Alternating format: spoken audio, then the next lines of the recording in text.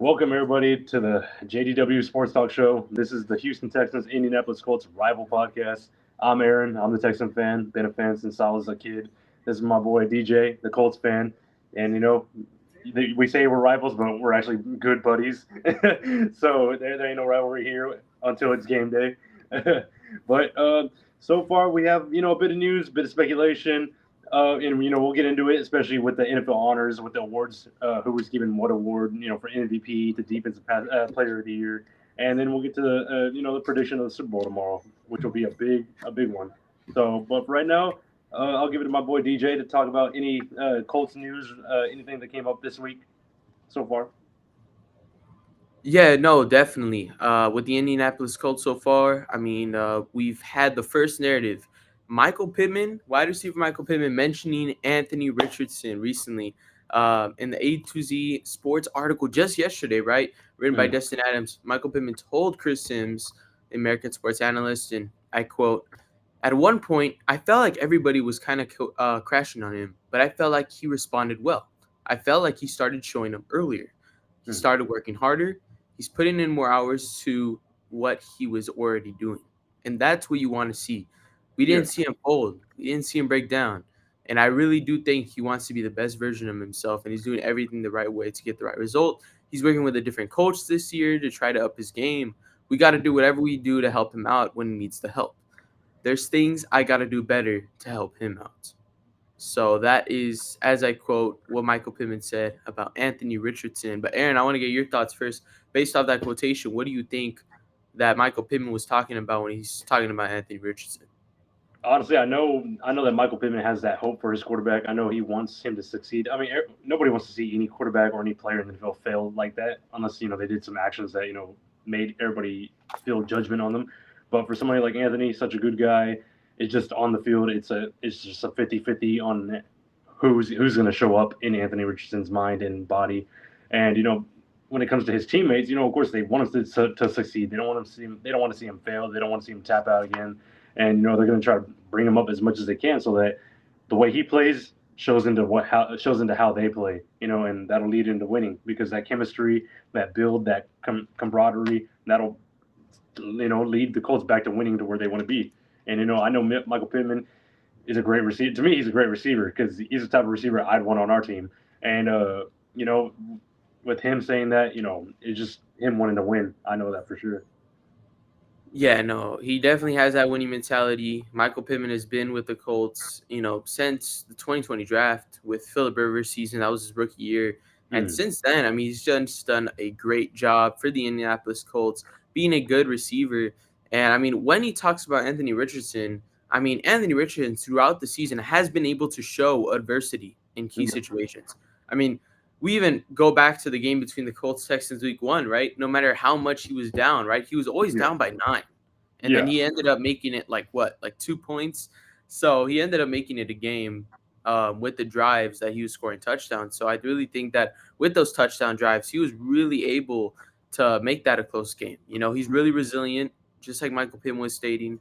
Mm. He's a player and a quarterback that never backs down. We've seen it in the Jets game, in the Patriots, right? Down 2-14 against the Jets, was able to score a touchdown drive. Down 7 against the Patriots. He was able to do that with 5:33 left. So, Mhm. to really look at Anthony Richardson as a quarterback, he is resilient. He is a quarterback that's going to get back up and really lead us to those victories. So, Yeah. yeah, I think it's really true what Michael Pittman said. He definitely brought up some good points there. Mm. Yeah. With Anthony Richardson, honestly, when it comes to his deep passes, everybody's scared of it, because a lot of times they're successful, especially against us, unfortunately. Uh, and then when it comes to his run game, he's an athlete. He reminds me of Cam Newton when he runs, because he's got that build, he's got that athleticism. But when it comes to wanting to win, all it takes is just him working on the rest of his game, from his short passes to his medium passes, making sure he's accurate on where he's going to pass to, making sure his mind's right when he's leaving the pocket, inside the pocket. And honestly, that's all it can take, because once he gets that confidence back up with how his stats look, his touchdowns look, the less interceptions, the less injuries, his confidence is going to go up, and you're going to see more just great plays, more wins, and less confidence in the team. Like, there's going to be way more confidence once he gets his mind right, way more confidence in the fans, is like seeing that, oh, okay, now we want to win. Yeah, no, definitely. And it's really interesting to see Anthony Richardson, go from that quarterback that, right, he was like, oh, I want to take a break, right? That narrative, Yeah. the whole news was on him, the whole media. And all of a sudden he comes after the benching and he actually starts to have games where you see him be a, well, a franchise quarterback, right? We talk Yeah. about it. You see him be that franchise quarterback in the Jets game, in the Patriots game. We do not mention the Lions game, Yeah. okay? For sake reasons, and it's really because the Lions are just really good. But in those two games, you really saw him be that franchise quarterback for you, and in really key situations there as well. Mhm. After the bye week, I know fans can argue otherwise, but there are certain games that you could point out and say, "Hey, there's potential there. Hey, I think Yeah. we got a franchise quarterback there. Hey, I think he has potential with the right quarterback coach, which is what we're going to see this offseason with Josh Allen's old quarterback coach that helped him increase his completion percentage. So hopefully Anthony Richardson could start to improve his completion percentage, start to be more accurate. Mhm. But let's look on the other side, the Texans. What's going on over there? What's the big news happening in H-Town? So I knew that the OC that I wanted was not going to come to us. My OC I wanted, which was Chip Kelly, got hired by the Raiders, and that kind of upset me. So I was like, "Damn, who are we going to get?" Like, so it's a list of names that I ain't never heard before. I ain't really pay attention to just because I wasn't in the loop too much. But the day came and we hired our OC Nick Caley, and I've been hearing back and forth from Texan fans, from but a lot of media, a lot of NFL a lot of NFL teams apparently love him. But when it comes to Texan fans, it's like a 50-50 call. They're like, oh, we don't like him. And others are like, oh, we really like him because of the tree he comes from. And me, I didn't really know who he was. I just knew the name, but so I had to look him up. But from 2005 to 2014, he was going through various colleges, like from Arkansas and all that, being on the defensive side of the ball, which is kind of like how Bobby was. Bobby Sloak was on the defense side of the ball pretty much all his coaching career. But then Nick Haley, once he got to the NFL, he was actually the tight end coach for the Patriots for a couple of years, helping coach Rob Gronkowski, Hunter Henry, Jonnu Smith, and also helping with the run game, pretty much just making sure they're blocking good for the run. And and from the Patriots, especially when they were winning with Rob Gronkowski, they were good on the run protection. And after he left the Patriots for these past two seasons, he was with the Rams under McVay, and he was the tight end coach and the pass game coordinator. And and for them, he was a good tight end coach even for the Rams. Yeah, you didn't really hear a lot of names from the Rams, but that's because they didn't really target their tight ends as much compared to the receivers. So, but you could tell from their run game, the run game was protected well compared to ours, which is terrible. But with the pass game coordinator, I know under McVay he learned a lot, but the thing I hate is just him coming into our franchise with no offense coordinator experience. So that's kind of like the Bobby Slowick. Just I don't know. It's just one of those things where it's like I didn't want to have nobody with no experience, but knowing he's under McVay, he has some Patriot ties. I think a reason why he got hired also was because he knows Nick Caserio because he was with the Patriots at the same time. But it is refreshing knowing that a lot of teams, like a couple teams, were hot on his tail, like Tampa Bay, the Jets, and also the Patriots last year when they hired Gerard Mayo. Apparently, they all really wanted him as their OC. So just knowing that they wanted him and all that, and knowing that we got him, it's kind of like, okay, well, hopefully we can work with what he's got. So we'll see how these next few weeks go, especially with the free agency, draft, Senior Bowl, and just everything leading up to next season. We'll see what type of OC he wants to bring into next season. No, yeah, I do agree with that. I think, going the same offensive coordinator route, a person that hasn't had offensive coordinator experience, like Bobby Slowick, but I mean, you can only hope that this time just goes a much better. Yeah. And like you were saying, has experience with the Patriots, has really good experience with Sean McVay. You're Mm-hmm. learning, you're growing, and you're going to get to finally get the opportunity to be an offensive coordinator. I think hopefully he does a fantastic job. Not against us, but hopefully he does a fantastic job Uh, and I'm just, I think that it'll definitely be exciting for Texans fans to get to see how he calls next year. And, Mhm. CJ Stroud will finally have an OC that he's probably not arguing with all the time. Yeah, and when it comes to CJ, the thing that we kind of like, in a way, we kind of knew it would have been Nick Haley with the Rams because through these years of having CJ, he's always said that he loves the McVay system. He says that his favorite quarterback is Matthew Stafford. So bringing in somebody like Nick Haley, who's worked with their offense, who's worked with Matthew Stafford, him coming in to help CJ, to work with CJ, to grow that connection with CJ, that's gonna be one of those things where it's like maybe this might be the diamond in the rough, just knowing that they can work together and possibly take this team, hopefully to the AFC Championship, hopefully to the Super Bowl, places we've never been. But the main key things that I have a problem with, not with him, not at all, but with say D'Amico or even Nick Caserio is we actually kept Gerard Johnson as our quarterback coach, and a piece of me is kind of like I kind of just maybe want to go somewhere new. And then our offensive line coach, we promoted our former assistant from last year, Cole Popovich. He was the assistant offensive line coach, but we fired him, but brought him back to promote him, which was kind of questionable with me. But so he became the offensive line coach, promoted, and is now the run game coordinator as well. So, and him, Cole Popovich, he was with the Patriots most of his career too, as well as a coach. So it's kind of like I didn't want to run back to a Patriots style system, but it's kind of looking that way. Like we're even hiring some other guys on the offensive side of the ball, coaching wise. I got to go back and look at it again, but a lot of them were from the Patriots as well too. So I'm kind of in like I don't want to go back to the Patriots style system because that's the way we ran with Bill O'Brien, and I'm like, oh, I'm having that PTSD. So we'll see. We'll see how it goes when it comes to the rest of the hiring process with certain coaches. But when it comes to D'Amico and Nick Caserio, I'm in a mindset of I'm kind of not mad but disappointed that y'all got somebody with no experience. But you better hope that y'all can do something this year because if y'all don't, a lot of heads are going to be turning and being looking at y'all, asking what are y'all doing, especially with the team that we have, with how young everybody is, with how contracts haven't even been hit yet. The only one contract coming up right now is going to be Derek Stingley, and he wants to be here forever. Honestly, what he said himself. Yeah, no, definitely. And, I think, like getting this offensive staff from the Patriots, I mean, it could get you PTSD, but I Yeah. mean, I think there could be some hope there for the Texans fans. Definitely want to see what's going to happen there. But kind of back to the Colts side of things, there are two players that are sort of speculated to be rumored to potentially go to the Colts. I mean, Mhm. according to these two articles that were really well written, this is kind of quotes that I got from it. So the two players, and I'll start with the first one.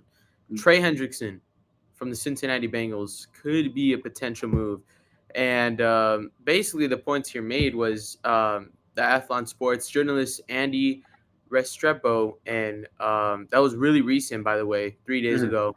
But Hendrickson starts to talk about Lou Anarumo, and I believe it's on the Pat McAfee podcast where he does Mhm. talk about it.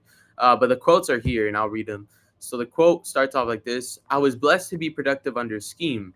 I think he does a good job of making it a very open room."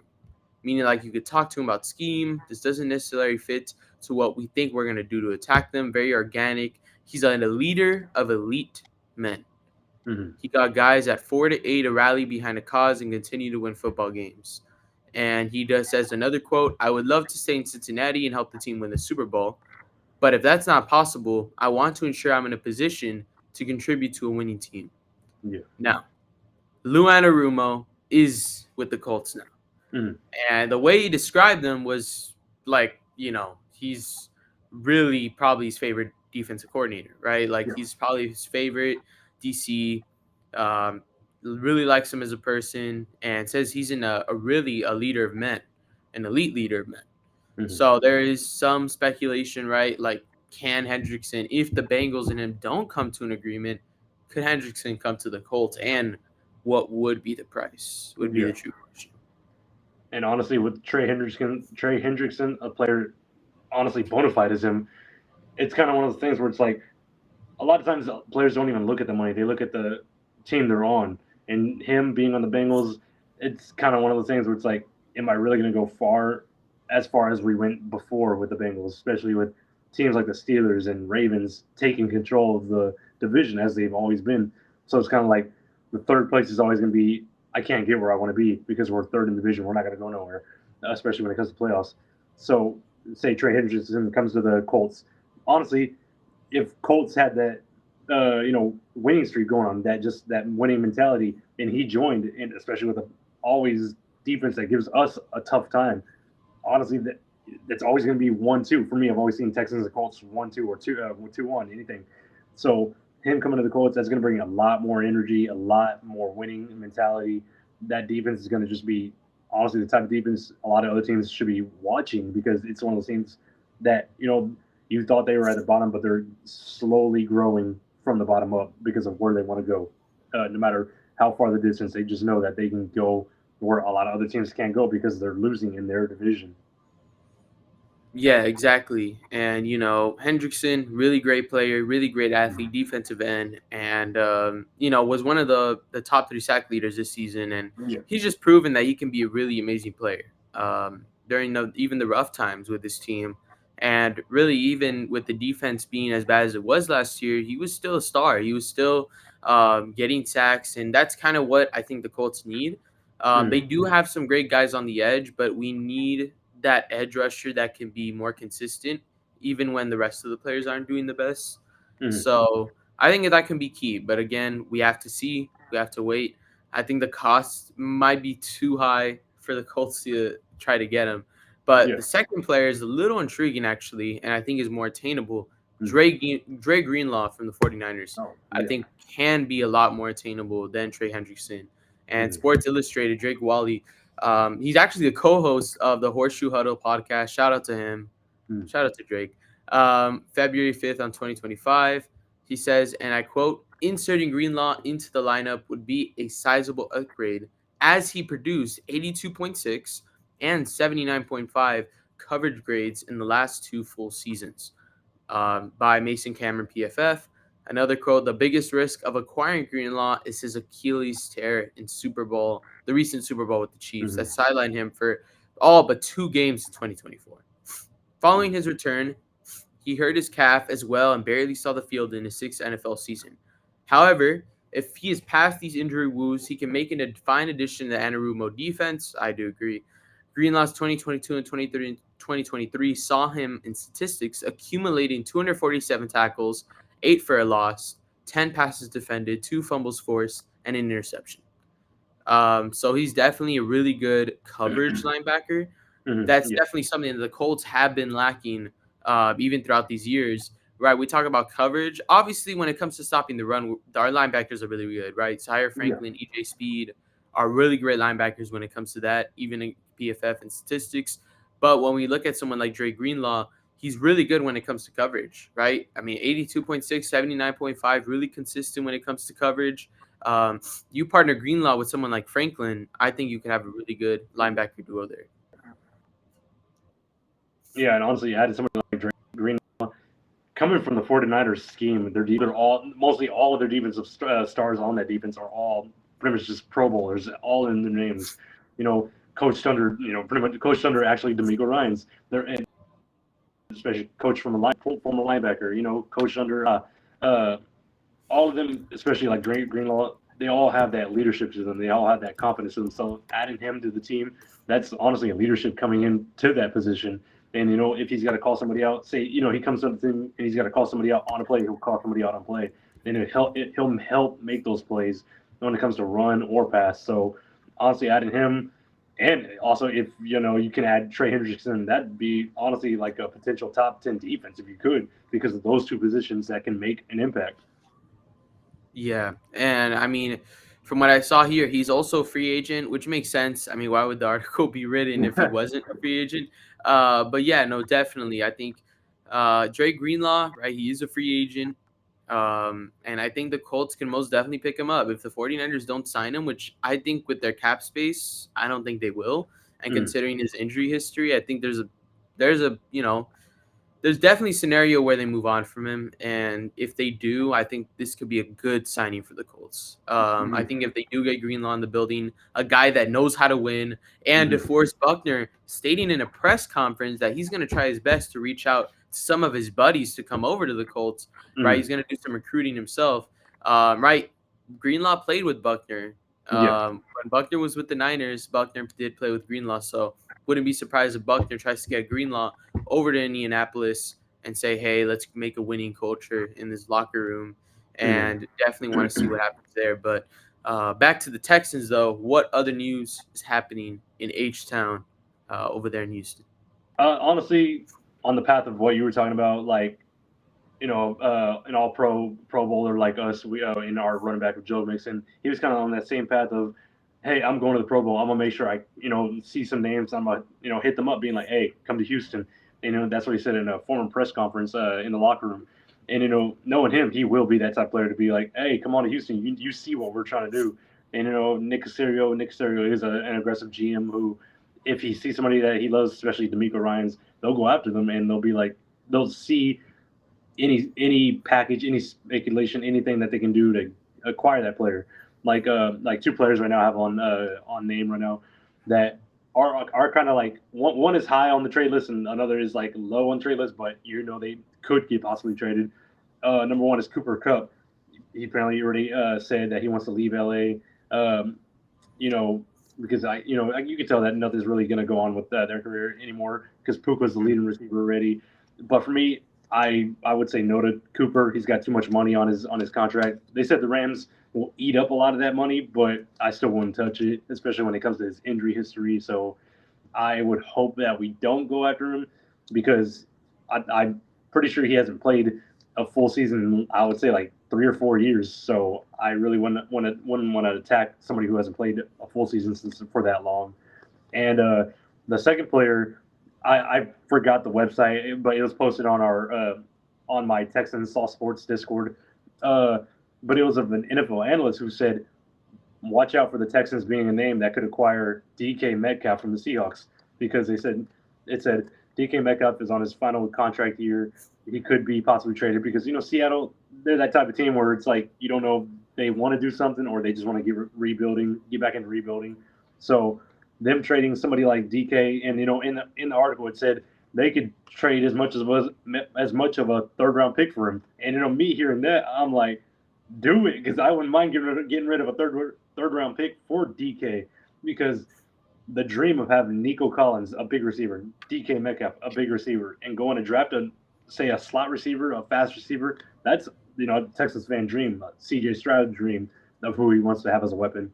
So if I could acquire somebody, it'd hopefully be DK. And if we acquire DK, then it's like, all right, keep attacking the players that we want on offense, like from the interior guard to an extra receiver, because we know more than likely Thankyou will be out for the whole entire season of 2025 to 2026.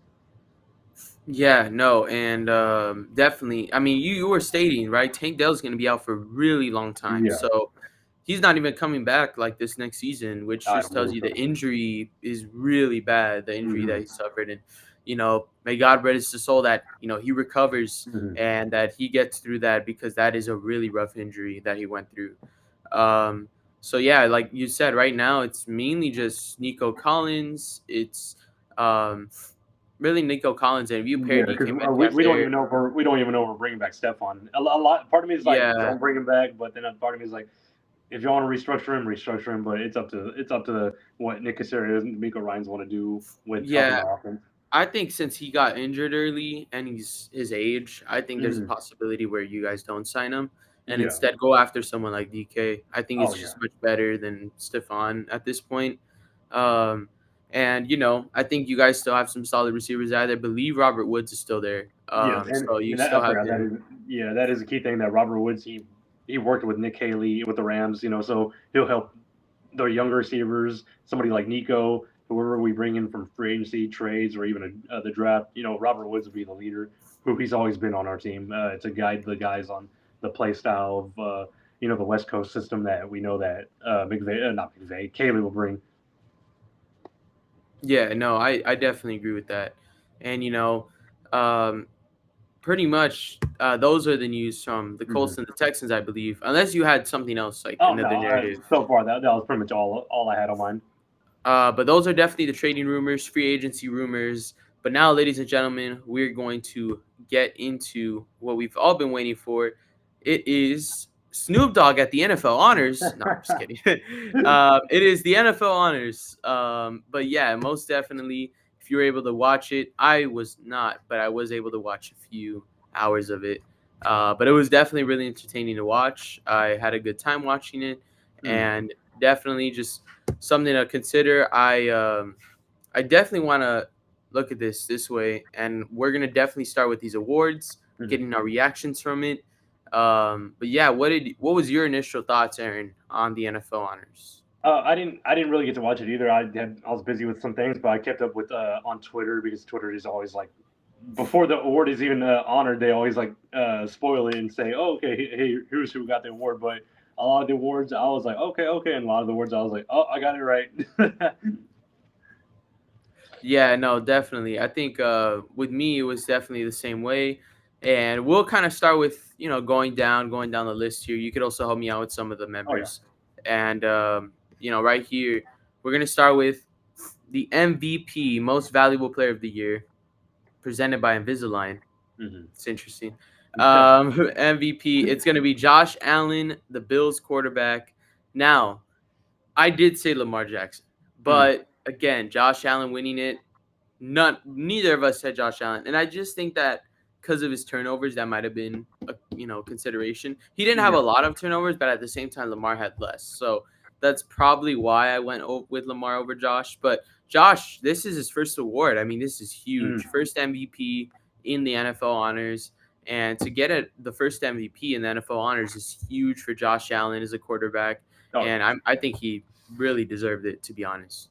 Oh yeah, from what he's done from all season, taking his team to where he took them, honestly playing with not number one styled receivers because after he lost Stephon, you would have thought that he wouldn't have took it, his game anywhere with who he has as weapons.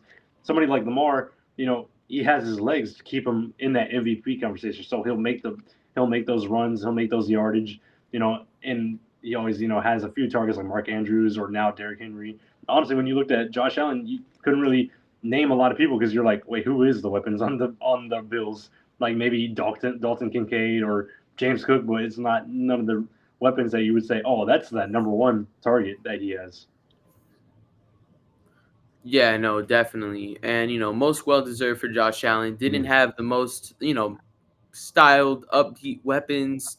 Didn't really have the most amazing weapons, right? They got rid of Stephon Diggs. Gabe Davis wasn't there. You Mm-hmm. have these new weapons. Mac Hollins stepped up. I mean, Oh you yeah, had receivers like Khalil Shakir, Amari tight Cooper. end, Dalton Yeah. Kincaid, Cooper Cup came in. So, again, you had Cooper Cup. Did I say that right? Amari Cooper. Amari Cooper. Amari Cooper came in. You really had some good receivers come in, and I think Josh just, no matter who he has, he just does a Mm-hmm. fantastic job at giving everyone the ball. So, James Cook in the backfield, I think like everything in that offense was really good. Mm-hmm. But now we're kind of moving on here, and would you want to announce the next award, Aaron? The next award that I'll announce because I guess you're right. I was Defensive Player of the Year, and that was Patrick Surtain.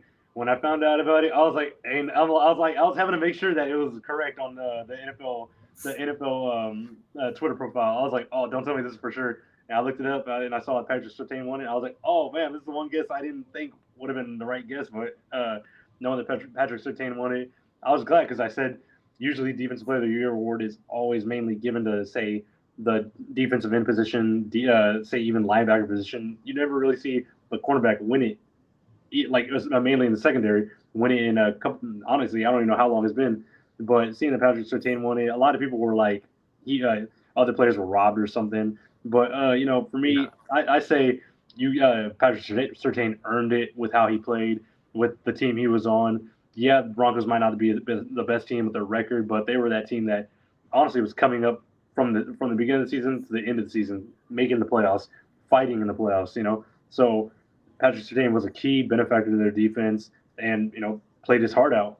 That's why he's the Defense Player of the Year now this season. Yeah, I definitely agree with that. Defensive player of the year going to Patrick Surtain. I think he's an amazing player, and also he's worked so hard. He hasn't really gotten recognized like the way he did ever. Mm. So I feel like now getting recognition for what he's been able to do on the Denver Broncos on now a winning team, you could say, Mm. definitely pretty exciting. what he's doing over there in Denver. And, all the statistics, everything that he's been able to do. I mean, from the interceptions to the really passes defended, I think he's just a really good overall player. Was a Oh really yeah. huge, was a really huge contributor to why the defense was so good. Mhm. And yeah, definitely had a lot of impact. But I'm glad to see he finally gets the recognition Oh he yeah. deserved. But now let's move on to the one I got right, which was Offensive Player of the Year. It was Saquon Barkley. Um, yeah, this is very interesting. But I wouldn't say that interesting because I did predict it, and I just had a feeling if he didn't get MVP, he's definitely going to get Oh yeah. Offensive Player of the Year. Yeah, that was the most obvious answer as to who was going to win Offensive Player of the Year. Like if it wasn't Saquon, then it was like, all right, Saquon was robbed of every single award that was given during the awards. So that was the most obvious answer. And moving on to the next award would be for me because we both got it right was Offensive Rookie of the Year. And who was that? Obviously, Jaden Daniels, who Yeah. earned that award. Who honestly nobody expected him. Everybody gave the obvious answer saying, "Oh, Caleb's going to win it." Caleb was never near that award. So seeing Jaden Daniels win it, how far Jaden Daniels has come, being on a Washington team that nobody thought would have done anything this season, take him to the NFC Championship, like a rookie taking his team that far, that just earns the offensive rookie of the year. Yeah, definitely. Offensive Rookie of the Year. I mean, this was an obvious award that even me and you were saying Jane Daniels should win this award, and he Yeah. definitely did. Well deserved for Jane Daniels there during the regular season. The next award that I will announce will be the Defensive Rookie of the Year, which is a little bit, I mean, I wouldn't even say it was shocking, but Jared Verse from the LA Rams, Mm. definitely an impactful player, and I think someone, a player that people wanted to win.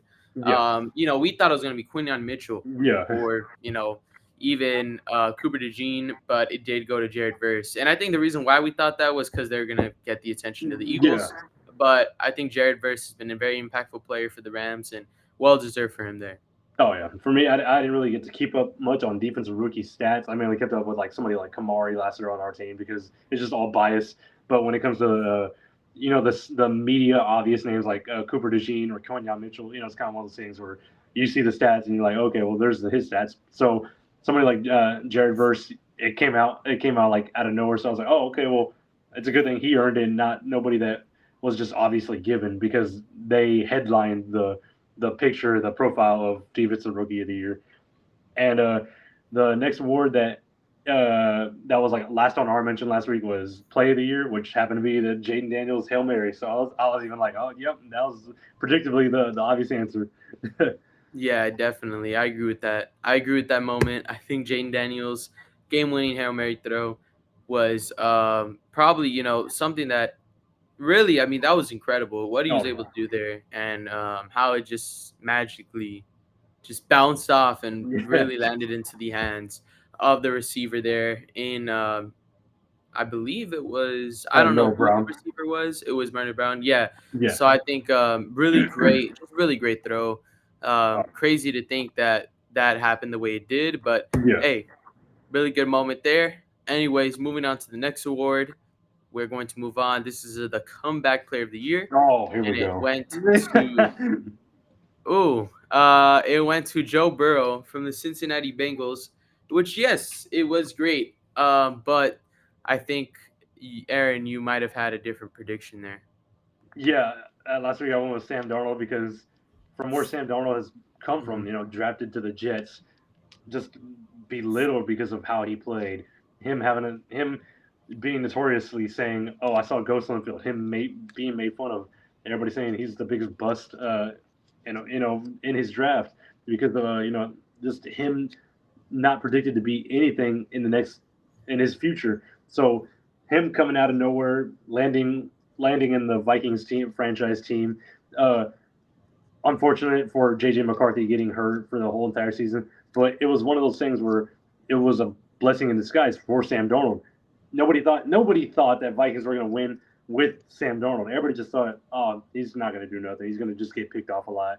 And with the weapons he had, with the coaching he had, he helped. He was the reason for Vikings to win so many games. They were literally they had to fight with the Lions for the division title. So And who was there to lead the charge? Sam Darnold. And you saw how much the locker room loved Sam Darnold. And, from where he's come from, how far he's come, the award should have been given to Sam Darnold. But, because to me, we all know who Joe Burrow is. Joe Burrow is just that straight up dog. He'll come out, he'll ball, he'll help, he'll be the reason they win. But when it comes, when it deals with his injury, yeah, he dealt with the injury. But to me, when you have a story like Sam Darnold, I feel like the comeback player should have gone to the guy with the biggest story on him, from coming from bust to this guy's going to get a contract. Yeah, definitely. And Joe Burrow, I think he's a guy that I think he deserved it. And Mm, I'm gonna say this with a grain of salt. I think he did, just yeah. because he was injured last year, right? Was Mm, able oh, to lead his team to good 9 wins and potentiality of making the playoffs. yeah. I Mm, just think Sam Darnold, right, is another good option, but unfortunately did.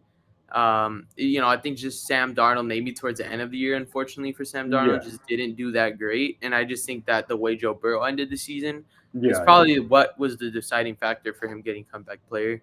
But definitely well deserved for Joe Burrow there. Oh, yeah. Congratulations to him.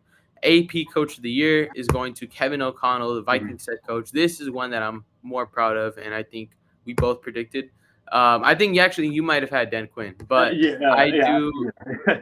I do really like Kevin O'Connell because, a team that was predicted to have less than maybe 8 or 7 wins ended up Mhm. getting 14. So that credit to Kevin O'Connell there.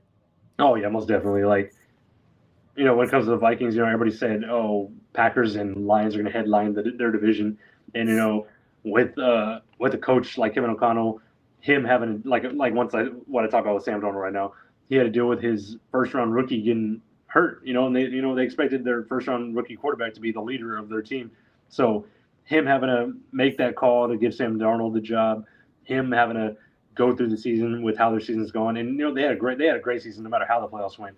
You know, him taking charge, him hiring the right people, him having a great defense because that defense was great for how far they went.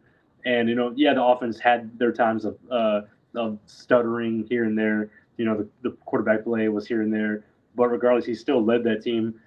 Farther than a lot of people predicted. They were second in the division. They could have won the division title, but the Lions were just too tough of a team. Yeah, no, definitely. And the Vikings, at least either Sam Darnold or Kevin O'Connell. I was thinking one of them should win the Mhm. award, in award at least, and Kevin O'Connell definitely did really good by their really good award there. Congratulations to Kevin O'Connell. Yeah. Would you like to announce the next award, Aaron? Here. Oh, I'm blanking. What's the next award? I blanked. I'm like, Oh, I believe it's going to be the Walter Payton Man of the Year. We will recognize that as I think the last award. oh man, I completely forgot about that award. I was going through every award and I was like, wait, what award is next? Uh, oh my god, it was it. I believe it was Toronto Armstead. Am I right? It was, yeah, Eric Yeah. Armstead. Okay. That Okay. was. Yeah. Yeah. Now, when it comes to the Walter Payton Man of the Year, it's one of the awards that of course, everybody's got to recognize because of what they do for the community.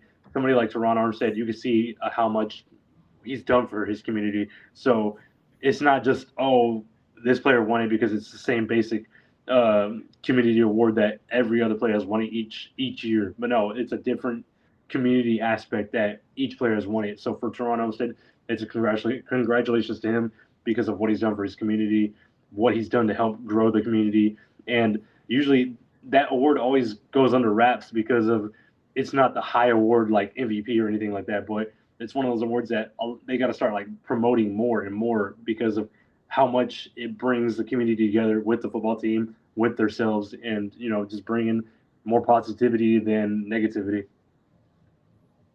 Yeah, no, definitely. And I'm just going to say this right off the bat. I think this was a really good award to Eric Armstead as well.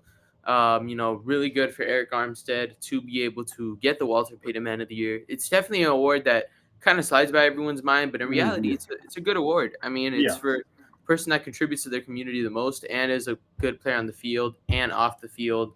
Really good balance of both. And congratulations to Eric Armstead, Mm-hmm. for winning that award. And I think the last award here will be Assistant Coach of the Year, which I now see is going to Ben Johnson, the Lions offensive Oh yeah. coordinator. I know we were kind of like looking through it, being like, "Oh, who's gonna get it?" But yes, Yeah. the assistant coach of the year did go to Ben Johnson, former Lions offensive coordinator. Mhm. But yeah, I mean, what are your thoughts on that? I believe you did predict Ben Johnson. For Yeah. me, I think it was like Brian Flores. But yeah, the reason why I didn't select Ben Johnson was just because Mhm. I'm like, all right, well, he has all these weapons to work with. He didn't face Yeah. any adversity, but at the same time, Ben Johnson is an amazing offensive coordinator, so Mhm. it does make sense why he was able to win this award. Yeah, no, Ben Johnson, I feel he mainly won it because you could tell that Dan Campbell gave him the reins to that offense. You could tell he gave him the leadership to the offense, and because of how far he took that offense, how great that offense was, even with the weapons, like a lot of the weapons were drafted by the Lions, so it's not no we they paid him to come here. No, so Ben Johnson taking helping Jared Goff become the quarterback he became, and with the Lions, the receivers, the stats, Jameer Gibbs, David Montgomery, all these weapons, like they're that team that you don't want to face defensively because of how many weapons that they have. So Ben Johnson leading that offense and now becoming the Bears head coach, it's like honestly he earned that award because you can tell that from assistant coach to head coach, he's going to become something great. And I feel that you got to watch out for the Bears with their coaching decisions and player decisions. No, yeah, definitely, and really some good decisions there on the side of things when it comes to that. But yeah, that will conclude it for the Mm-hmm. NFL Honors Awards. But now we are moving on to the big show, which is the Super Bowl between the Chiefs and the Eagles.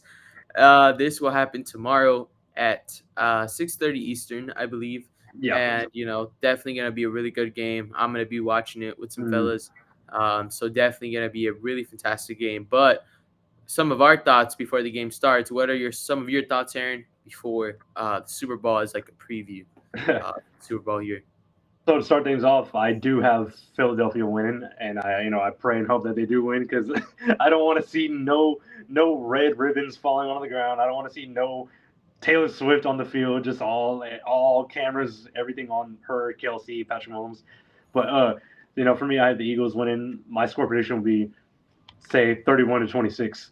Uh, but for the Philadelphia Eagles to win, their defense has to attack, and they have a great defense with their, especially with their growing cornerbacks. Their cornerbacks from being rookies to becoming Super Bowl players. They got to play their heart out. Their defensive line's great. They got to attack the way they got to attack. Just don't Mhm. attack too aggressively, or else you get flagged. Uh, but for the offense has to play the way they've been playing all season. For me, I know Jalen Hurts can get in his own way sometimes because he has that kind of hero ball mentality, and I know Jalen Hurts can mess up here and there with the interceptions, with the fumbles. He can mess up that way and ruin a play because he just wants to do too much. So for me, it's just play how you've been playing all season. Throw to your weapons from AJ Brown, Devontae Smith. Give it to Dallas Goddard, and hell, just keep running the ball through Saquon because Chiefs don't have a great run defense. So give it to Saquon. Yeah, definitely. Same here. I mean, I'm gonna go with the Eagles here, Mm, and it's nothing personal. I just don't really want to see a three-peat from the Chiefs. But if they yeah. do get it, I mean, congratulations to them.